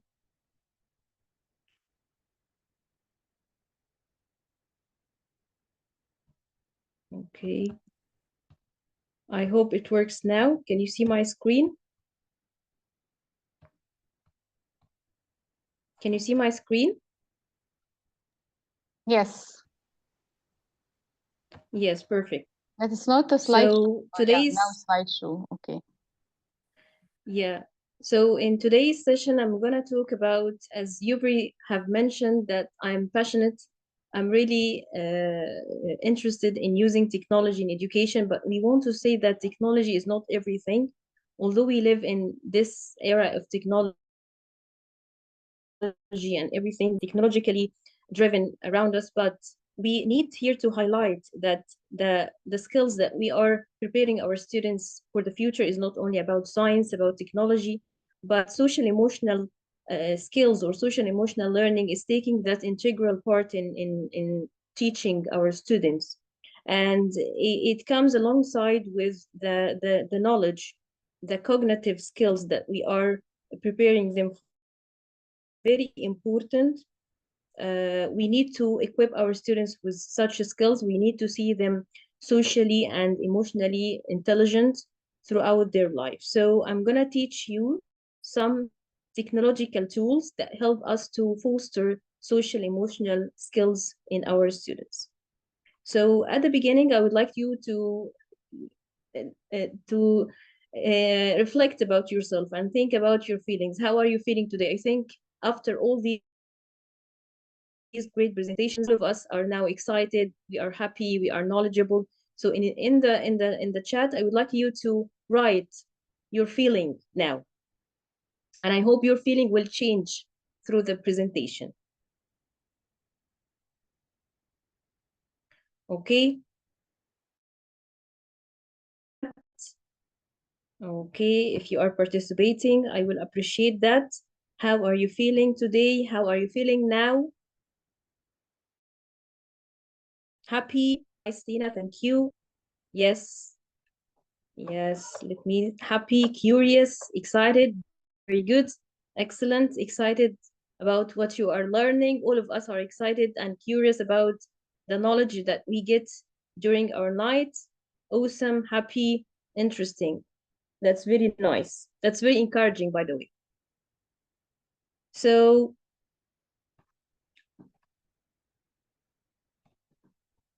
okay. So my plan for today's session is we are going to talk about what social emotional learning is, why should we incorporate, why should we use, or why should we give this importance to social emotional learning in our classrooms, and how technology can be like a helping hand to leverage these skills in our students. Okay, so within this question, I would like you to think quickly about the skills or the qualities or the traits that we want our students to learn or to have to be ready for the future or the world of tomorrow. What are we after as teachers, as educators?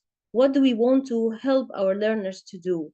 What skills should they have in the future in order to be ready, in order to live, in order to survive in the world of tomorrow? So what kind of skills, what kind of qualities we are after? Are we only after their academic performance? Are we only after the knowledge content?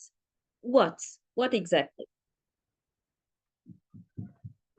So let me check the chat. So yes, we are after teaching them how to communicate. This is very important, very significant. Yes. Adaptive skills, how to adapt in different situations. That's very perfect. Thank you. Very good. Excellent. To be confident. Yes, of course. Empathetic. You hit it on the nail, by the way. Confident. Thinkers, great thinkers. Compassionate, kind. Very good. Thank you. Exchange with the rest of the world. To be communicative. To be good communicators. Open-minded. Well done. So we have to agree together that we are not only after the knowledge, the academic success, but we are after giving them this kind of intelligence, social skills, emotional skills, being mindful, being lovers, kind, open-minded, yes, confident, adaptive, resilient, maybe, yes, resilient in the situations of difficulties, to be able to face the challenges, to function at high levels in different situations, to be self-regulated, and that's all. So if we look at this heart, which I call social emotional learning heart, we will find all the skills that you've mentioned here. You mentioned something about kindness, good relationships, energy, positive choices, self-setting goals, or to learn how to set their goals. Yes, to be aware of themselves, aware of their skills, to be tolerant, to be kind, to be good friends to others, to know how to control themselves. That's very good. Yes. Excellent. Excellent. Well done. So here is the like a simple definition of the social emotional learning. So we can say that it is the process of teaching and learning social emotional skills important for school, for education, for workplace, and for life success in general. Okay, so what are the benefits of social emotional learning? We need to think that it's very important because it helps students to improve in the first place. So as long as students are socially and emotionally intelligent, they will be good at their academic performance. And this will decrease the depression rates. This will give them the ability to manage their stress, to manage difficult situations, to be focused, and so on. And a lot of researchers have mentioned that if the students are socially emotionally intelligent, they will achieve more. And if we invest in this part, they will achieve more. So if we think about the files of social emotional skills, we have to mention here self-awareness. What do you mean by self-awareness? It means the student's abilities, or the person's ability to understand themselves, to understand their thoughts, to know how they feel, what they value, their interests, their goals, their emotions themselves, their strengths, their points of strengths and weaknesses, their feelings, their values, their thoughts, their thinkings, their abilities, how their mindset is growing, and if they have special interest, if they have a sense of purpose, or if they have their goals or not. If we speak about the other part or the other competency of social emotional learning, we will mention here the self-management. So if we understand ourselves, if we are aware of ourselves, our abilities, our skills, how we feel, how we behave, we will be able to manage ourselves. So it's about the ability to regulate, to control our emotions, to control our behaviors in difficult situations, in different situations, and to work towards achieving our goals. So it's about managing our emotions. It's about how to manage our stress, how to have such strategies to manage our stress. It's about self-discipline, self-motivation, how to be self-motivated. And we in teaching, when we teach teachers, or when we talk with teachers about motivation, we encourage them, we help them to understand the difference between intrinsic motivation, extrinsic motivation. So the student must be intrinsically motivated. They must be motivated from inside. It's also about setting personal and collective goals. It's about how to organize themselves. It's about how to show courage to take initiative. Social awareness, it's about the ability. So once we understand ourselves, we need to be aware about the social context we are living in. So it's about the ability to take or to understand the other people's opinions, their perspectives, how to. It's not only about to be sympathetic with others, but it is also to put yourself in other people's shoes, to understand their feelings, to think how they feel.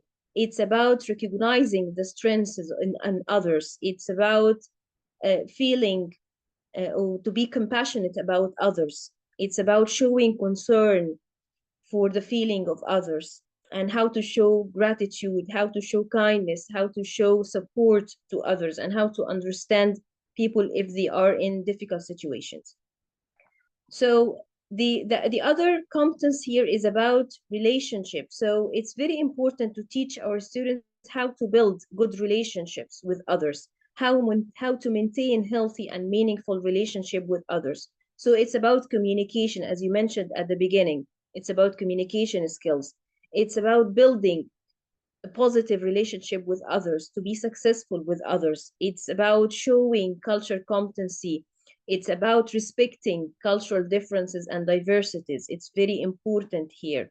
It's about resolving conflicts, how to be leaders in group, how to be a good group member, how to work collaboratively and positively with others in groups, how to seek and offer supports and help others when they need. It's all about positive relationships or building good relationships with others. And the last competency here in the circle here, it's about responsible decision making. So if the student is aware of himself, if he is able to manage his feelings, if he understands other people's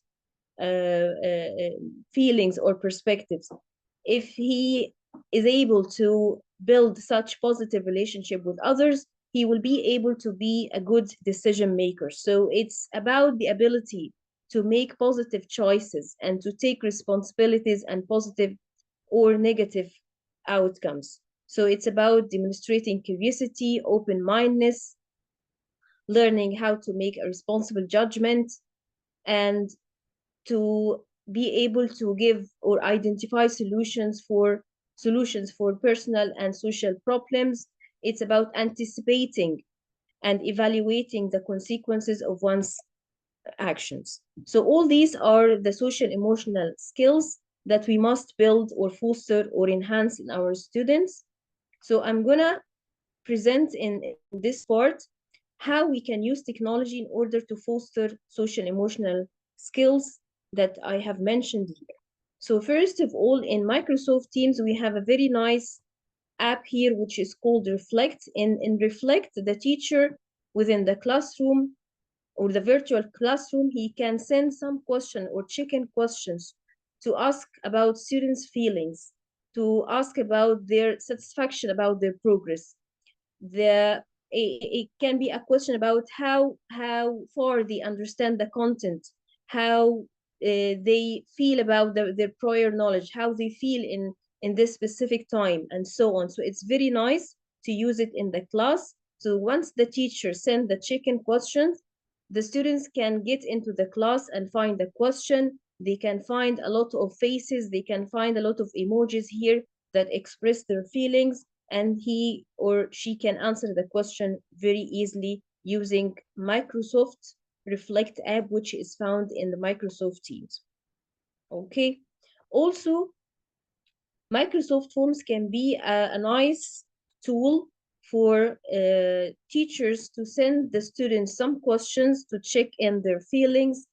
So the teacher, for example, can ask the students about their feelings, about their work today, how they feel, if they are happy, if they are excited, if I'm they are sorry, Red, achieved, to interrupt you. You just have 3 minutes left. need any help. So like a nice tool. Yes. Is there any problem? Yeah, I was just saying you have 3 minutes left. Okay. Okay. So this is like another project that I've presented with my students. It was about Flipgrid. It was based on Flipgrid. And as you know, I know that you are experienced about using technology. So Flipgrid is a website or a platform for students, for everyone to send videos. So why not we ask them to express their feelings? And through Flipgrid, we can create like social communities. We can give the students the ability to communicate with other students all around the world, to speak about a specific topic, to be able to communicate, to be able to express their views. And I think this will be like a nice way to express their feelings and so on. Again, the ChatGPT, but this time the ChatGPT is in the PowerPoint. So if you want to give your students a chicken question and you don't know what question it should be, or you want to put a question, so you can ask the ChatGPT here or the AI in the PowerPoint to read your ideas and just give you a question here. So let's find a question, for example. So he generate a question here for me. I ask him to generate another question. So the question here, how can you apply the skills you learned from this week's activities? So it's like a chicken question, okay? And you can put it as a slide in your presentation if you are presenting something in the class. Here is the question. This is how you can use ChatGPT in the PowerPoint. If you are teaching students who are in a lower level or young age groups, you can ask them to drag and drop these faces to show if you can ask them to drag and drop about their feelings here, if they are excited, if they are angry. This is like a game I've created through the PowerPoint, and if you want to know how you can do that, you can contact me after the webinar. Okay, so at the end, our ultimate goal here, we want our students to succeed. We want the students with the schools to win and the workplace to benefit from these good workers who are socially and emotionally equipped, and of course, our society to be strong. So if you have any takeaways, if you find my presentation useful, beneficial, you can write all the ideas that you have learned throughout my presentation. And to wrap up, I would like you to express your feelings at the end of my presentation. I hope that I have added new ideas to you. Thank you. And you can contact me through this email. If you have any ideas, if you have any queries, I'm here to answer. Thank you. Thank I you hope very that much, I stick to the time. Thank you very much, Reda, for your presentation. This is a very important topic that you shared with us tonight about social emotional learning. I hope you were reading the chat box.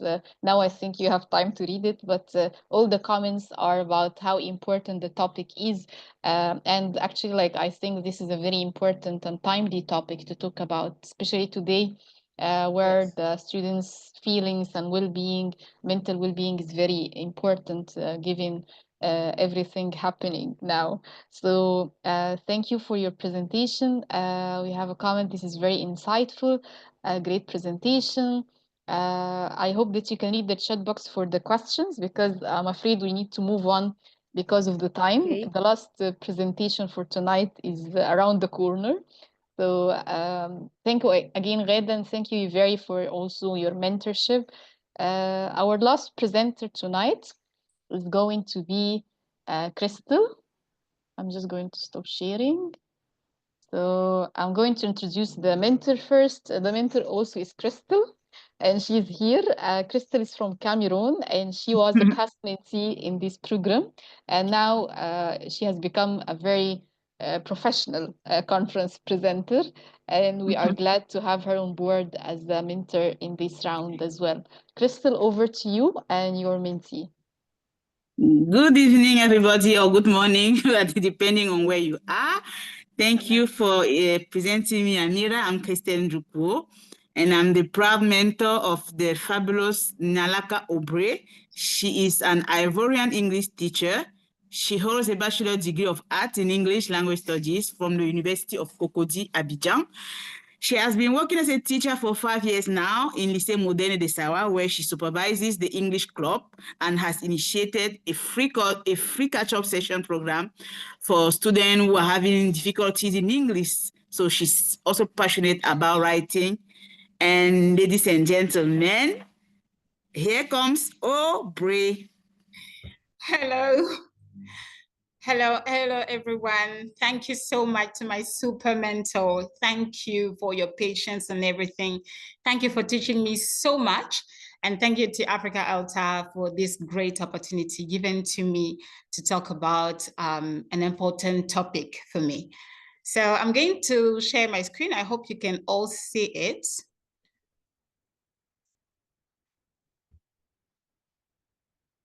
Okay. 1 minute. Can you see my presentation? It's still loading. Okay.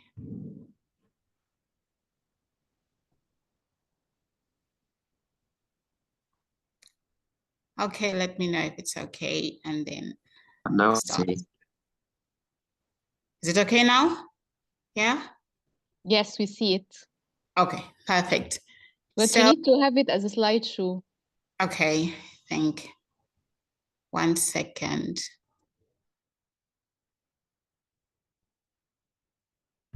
Okay. Is it okay? Yes, perfect. Okay, wonderful. So as I was saying, this topic is very, very important to me. And tonight we're going to talk about the importance of adaptability in TESOL from my experience to yours. So as the title indicates, it's going to be an experience-based session, and I would really like you to share with me your own experiences in about this topic. So let's move to the next slide. Why did I choose this topic? So yes, there is a story behind this topic. Well, before being a teacher or during my training to become a teacher, I did this training in one of the best schools of the country with all the conditions gathered to teach. Good students, good conditions, and everything was perfect. Very good number of students in classes. Then a year later, I was posted to the place where I'm now, and the realities are shocking and quite so different that you as a teacher, you have to adapt. So that's the reason why I chose this topic. So the first reason is that as a teacher, you may be sent to a different place, and you, in this case, will have to adapt. If you had, for example, past experience, you will have to change because you will not be able to apply the same lessons that you had in the former school in the new one. And the second reason is also linked to the first one, because it's important as a teacher to know some strategies that you can implement in the when conditions or when things change. So those are the two reasons why I chose this topic. So we're going to move to the next slide, which is going to give us an idea of what we're going to see tonight. We're going to have an introduction. Then what is adaptability? After that, when is it important? So in this part, we're going to talk about some situations where you can need to adapt. After that, we're going to see some methods that you can use, or some adaptive methods that can be useful. And we're going to finish with an exercise. As I said, it's going to be very, I would like to have your comments too, and your experiences, and we're going to end with the conclusion. So thank you so much to pay attention. All right, so we're going to go with this. As teachers, we all know that we are spending sleepless nights trying to have the perfect lesson plan, because it helps us teachers to know where we are going. But what happened when, as a teacher, you have finished planning everything, but when you get in class, it's like you, because of the reaction of the students, you seem lost because you don't know where to go. You don't know where to start or where to go. So what can you do when you are facing this type of unforeseen situations? Are you going to stop? Do you have some alternatives? So this is what we're going to see in this session. Well, what is adaptability? And I would like to summarize this with this picture. So as you can see in the first part of the picture, you have my plans. As a teacher, those are the plans that you have when you are planning your lessons and thinking about how the students are going to react. You anticipate on what they are going to say, how they are going to say it, and how you, the teacher, are going to reply. This is the best case scenario. Then look at the second part of the picture, which is actually the reality. So this is my reality. I don't know for you, but this is most of the time my reality.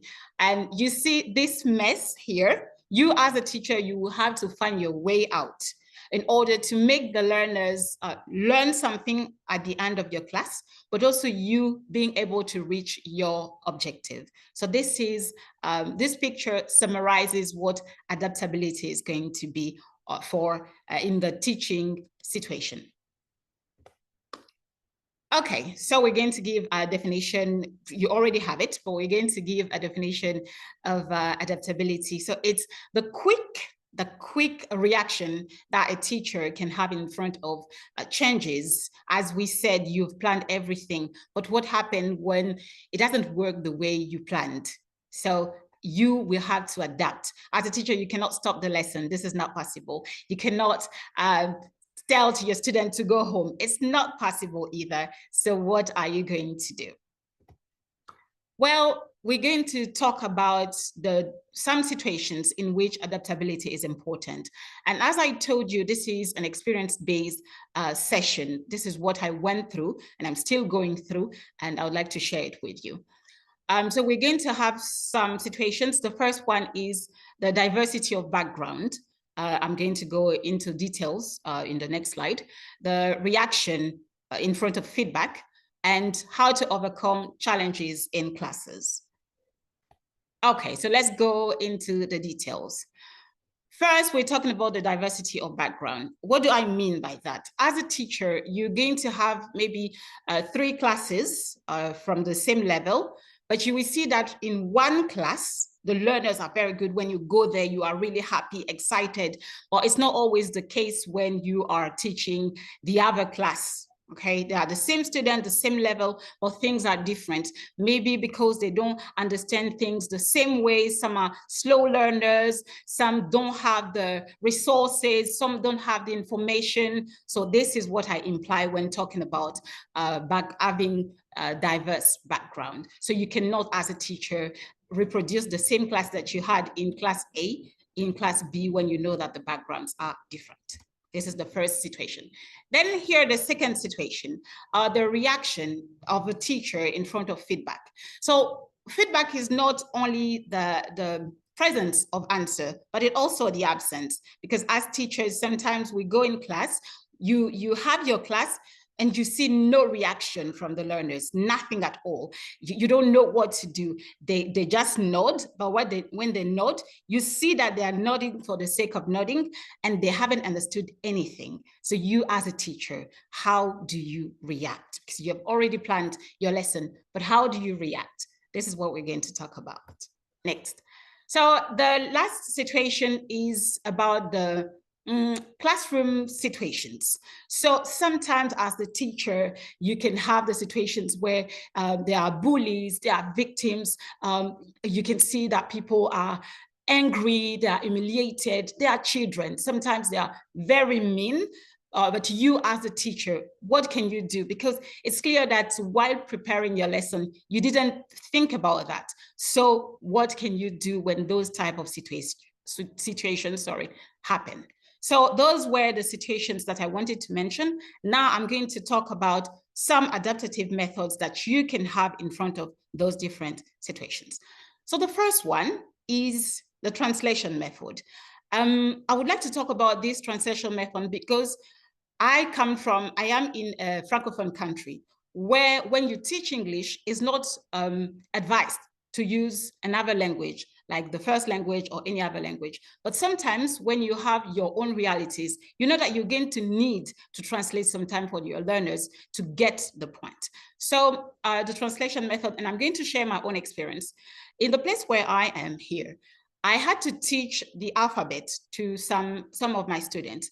And I realized that when I reached the letter G in English, it was difficult for my learners to remember because in French, it is G. So anytime I was going back on this letter, it was difficult for them to remember. So what did I do? I chose one language that we have in Côte d'Ivoire, which is called Dioula.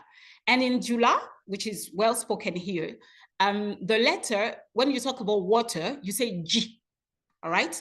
So anytime I had to go on this letter, I had to tell them, guys, when you want to pronounce this, think about water, think about G. So instinctively, when I say that, they say, oh, and there were no more problem about pronouncing this letter. So this is one example among many others. Moving to the next point is going to be adjusting the lesson pace. What do I mean? So when you are in class and you see that your learners are not reacting the way you are expecting, but you had planned teaching maybe 8 words, 8 to teach words in 9 words in vocabulary, sometimes you will have to reduce. And this is what I do sometimes, to reduce the number of words, to focus on the most important, and maybe wait for the last session, for example, communication activity, to come back on those words and come back on it, because I don't want to teach them many words that they are not going to remember. So this is one adaptive method that you as a teacher, you can teach. Either you can add or you can remove. It depends on the vibe or on the spirit of the moment. If you feel like it, no problem, you can do it. And the last one about overcoming challenges in class. My own experience told me to use, when there is a situation of bullies and victim, what do? I take the name of the victim and I put it in the example, one of the example that I had planned, right? I didn't know that there was going to have any situation like that. But when it happens, I take the name of the victim. And for example, I can change the name that I had or create on the spot a situation in which I'm going to put the example and put the name of the person so that the person can be included. Because sometimes people can abandon a class, a lesson, a subject, just because they feel like there was an injustice. So those are some of the adaptive methods that I wanted to share with you based on my own experience. Now, as I said, I would like to know more about you. So this is an exercise, and I'll be really happy to read you in the chat box. You, as a teacher, have you ever experienced a teaching session with no reaction at all? Silent class. So even when the words seem obvious, yes, because sometimes we have cognate, we give them the cognate, but it's like they don't know what it is. So if yes, what did you do? And if not, what will you do if this situation happens? And this is my exercise for you. Do not forget to answer in the chat box. And then we're going to go to the conclusion. Why is adaptability important? Adaptability is important because it teaches the teacher to be aware, constantly aware of the environment, because the learners are our priority. You cannot have a class for the sake of having the class and going home and saying, okay, it's done, everything is perfect, but what about the students? Did they understand things? How did they get it? Was it okay? So as a teacher, you will have to pay attention to all those details, which is going to make you a better teacher, and also because you're going to pay attention of the needs of the learners. So that was my conclusion about this topic. Thank you so much for your attention, and thank you to all of you. Thank you to Africa ELTA for this opportunity. Thank you. Thank you very much, Crystal. This was an amazing presentation. I love your passion, your way of presenting, your voice, and how you really shared with us a very interesting topic. Usually, in formal teacher training, we learn about how to teach, but rarely do we learn about how to adapt, how to adjust, especially to the local context, the challenges that we all meet when we go to the classroom. Whether we are novice, experienced, or mid-career teachers, what you talked about is really important for all stages of teaching experience. I hope you can read the chat box. You have really very nice comments from the audience saying perfect presentation, beautiful presentation. Your question about finding a silent class, unmotivated students, really applies to many of us as teachers. So I'm asking now the audience to share their thoughts. And if you have any questions, any final reflections you'd like to share with Crystal about her topic and presentation, so please do this. I'm reading the chat box to see if we have any questions. Informative presentation, insightful, excellent presentation. Bridget is saying thank you. The presentation is wow. Yeah, I agree, Bridget. Yeah. And I'm very curious to know about your experience, Crystal, in Côte d'Ivoire. Can can you tell us maybe like one situation that taught you to adapt and adjust as a teacher? Okay. Oh, I have so many. So I was teaching the word, like it was during vocabulary, and I was teaching the word. I wasn't supposed to teach the word, but it was supposed to be to help them pronounce. And I talked about the word racism. Racism. So for me, it's so obvious that I don't actually have to come on it. But when I said racism, I realized that it was not clear to them. So I had to come back on it and say, what is it? I also realized that when they have limited information, it's a problem. Yeah, a big problem. So what can we do? This is not no more English. It's for them to have more knowledge, like general knowledge. So I had to come back on it, on a word that I wasn't supposed to teach. And this is what gave me this idea to say, it's something really important, and that, yes, I cannot do the same class in the same lesson in class A and reproduce it in class B. Yeah, that was really inspiring me. And yeah, this is a very insightful idea. There is a question related to what you said about maybe the difference between taking students' needs into account and adaptability. Do you see them relevant or different? Oh, I see that adapting make it different. And yeah, it makes it different, because I think as a teacher, yes, sometimes we only have 55 minutes to 50 to 55 minutes, and we really want to move to the next word. But when you make sure that you focus on the need of the moment, and then, for example, with vocabulary, as I said, if you reduce the number, you don't just abandon the fact or the idea of teaching the other words, but in another session, you can put it there. And I feel them or find them more concentrated when they don't think about the number of words, like maybe 7 words, and they only think about the meaning, but they have to focus also on the pronunciation and many other aspects. So yes, it's changes, and even if it can make the teacher a bit late, but I think it's good for them. Yeah. Yeah, I have a very, pressing question as you're talking about the time, because I believe this is like in my context, and I believe also for many of us in our context, that we have the time limit as teachers to go through the material, to finish the objectives for the semester. So how do you do this and keep the balance still, that you are really keeping track of the time and you're not losing or wasting class time? Yes. Okay. So what happened is that I had 2 classes, and I tried to do different things in the 2 classes. I had one class where I was focused on the number of words to teach, because this is what we are asked to do. And in the other, I decided to reduce to C, for example. And I saw that the other class, where I reduced and took the time in the next session to, for example, go deeper with it, was very reactive, more reactive, could use the word appropriately. And for the other, it wasn't the same, because I didn't have time. I didn't even check if they understood, if they got it or not. So yes, I think sometimes you will have to go against your program sometimes. Yeah, we are doing our best, I think. Yeah. Blondine is answering your question about the silence. She said, when there is no reaction, I come back to review the lesson or change the method of teaching, how she's teaching it. Yeah, this is adaptability, of course, Blondine. Well, I believe we can talk about this for the rest of the night.